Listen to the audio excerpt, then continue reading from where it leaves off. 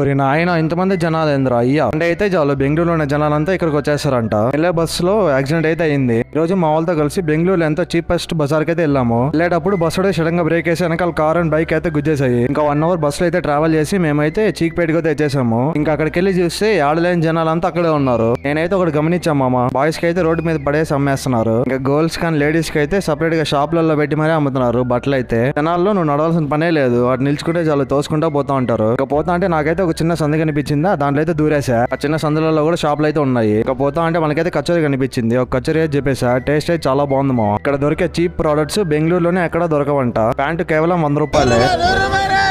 ఇంకా అలా చూసుకుంటూ పోతే మనకైతే చాలా అద్భుతాలు కనిపించాయి. చేపలను కూడా రోడ్డు మీద అమ్మేస్తున్నారు. పోతా అంటే దాహం వేసిందా, ఈ జ్యూస్ ఫుల్ జనాలు అయితే ఉన్నారు. 10 రూపాయలకే లెమన్ జ్యూస్ అంట. ఇంకా తాగేసాము. అక్కడ ఏం నచ్చలేదని చెప్పి లూలు మాల్కి అయితే వెళ్ళాము. ఇంకా మన వాళ్ళు అక్కడైతే షాపింగ్ చేశారు. కొంతమంది చీక్పేట్ విజిట్ చేశారు, కామెంట్ చేసేయండి. అండ్ సరే అయితే ఉంటా మరి బాయ్.